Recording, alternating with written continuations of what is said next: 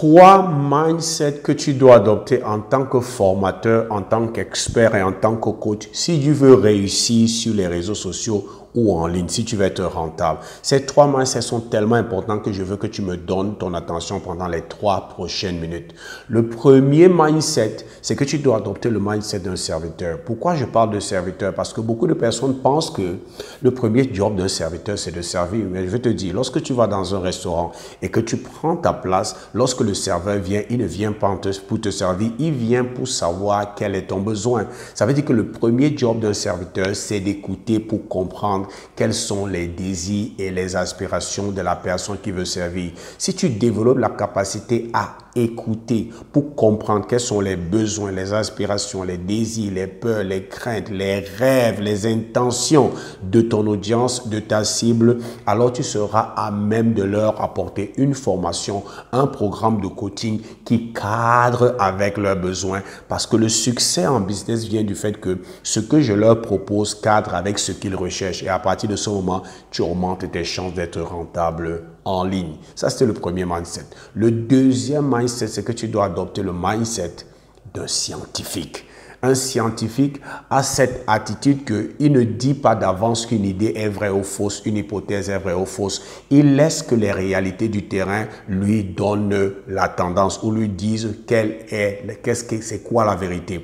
Il est possible que tu fasses de grandes études, un bon ciblage, une bonne étude de marché, une bonne segmentation, mais en fin de compte, ton idée peut toujours échouer. Ton programme de coaching peut être un flop. Ton programme de formation peut ne pas marcher parce qu'en réalité, à la fin, le marché est celui qui va te dire si ton programme cadre avec ses désirs ou pas. Ça veut dire que je peux organiser tout et je lance et le marché passe à réaction, que ce soit en achetant, en adhérant à mon programme ou en ne pas adhérant à mon programme, je pourrais savoir que ça, c'est quelque chose qui marche ou c'est quelque chose qui ne marche pas. Je dois ajuster ceci. Pourquoi? Parce que c'est le marché qui en réalité me dit c'est quoi la vérité. Quel est le bon programme? Ça, c'est une attitude que tu dois avoir. Le troisième mindset que tu dois avoir, c'est le mindset d'un leader. Courage. Tu ne dois pas avoir peur d'échouer. Tu dois savoir que l'échec fait partie du processus. En réalité, l'échec n'est pas l'échec pour un leader.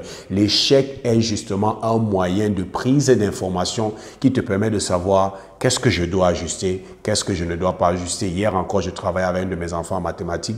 Il a raté une opération en mathématiques et j'étais en train d'utiliser son échec pour lui faire savoir que non, c'est ici qu'il fallait s'ajuster. C'est comme ça qu'il faut faire, c'est comme ça qu'il faut faire. Et après ça, il a réussi tous les autres exercices. C'est ça l'échec.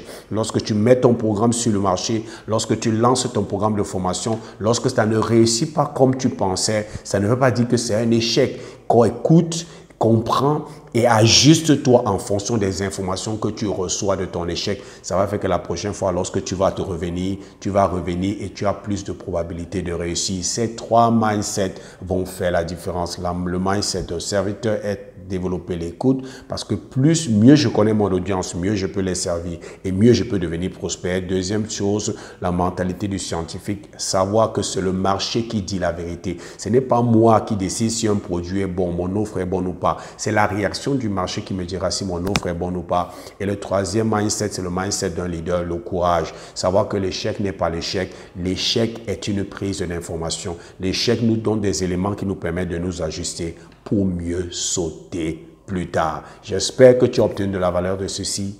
Aime notre vidéo, abonne-toi à notre page ou à notre chaîne. Et comme j'ai l'habitude de dire, c'était Zoé du Cameroun. Je te souhaite le succès.